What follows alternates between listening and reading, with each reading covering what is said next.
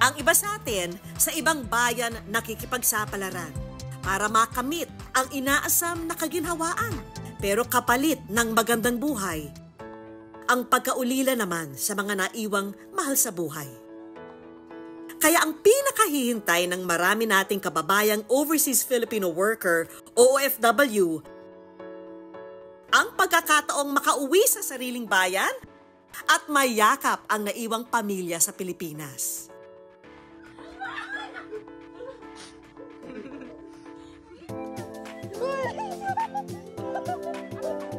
Isa na riyan ang nakilala naming si Erica na naninirahan na sa ibang bansa.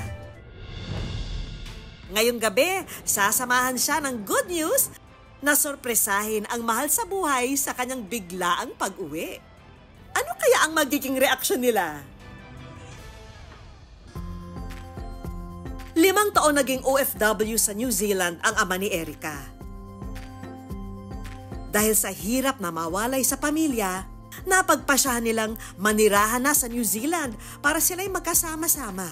Ang buhay sa New Zealand ay maganda, pero there are times lang na magkaka-homesick talaga, especially for the first month. But about the challenges, adjustment lang sa culture ng New Zealand.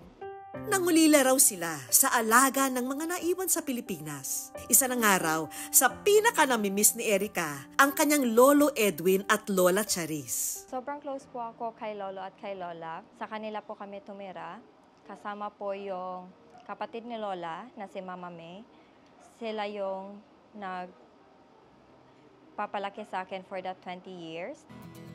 2 taon na mula nung lumipad sina Erica papuntang New Zealand, kaya naman malaking pagsubok daw sa kanyang mag-adjust sa ibang bansa na wala sila. Close gina namo kayo si Erica sad kay diha mo gyud na nagdako namo gyud ang mga bata. Diha sa na namo magdako buutan ng mga kabata ba dili badlongon, dili parehas uban nya ug imong badlongon mapatuo. Dili parehas uban masupilon. Kaya naman sa unang uwi nila sa bansa, nagplano raw siya ng surprise reunion.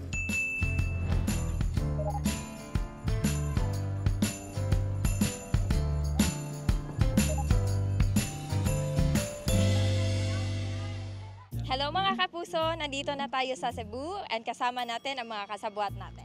Kami ang mga kasabwat! Habang nasa biyahe papunta sa kanilang bahay, hindi maitago ang excitement sa kanilang mga mukha. Ang alam daw kasi ni na Lolo at Lola, simpleng balikbayan box lang ang kanilang kukuhanin. Hello, mayong udto. Balikbayan box, mag-deliver on ko. E ano pa ang hinihintay natin? Let the surprise reunion begin! Sa umpisa, makikitang duda pa si Lolo.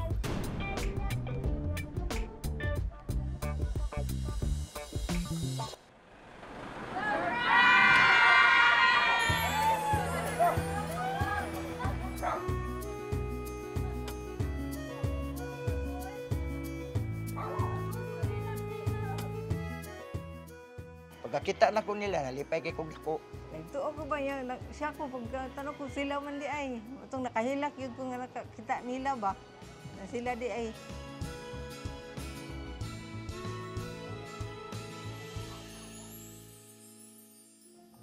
Kung may chance lang na uuwi talaga every Christmas, mas pipiliin ko talagang mag-Christmas dito.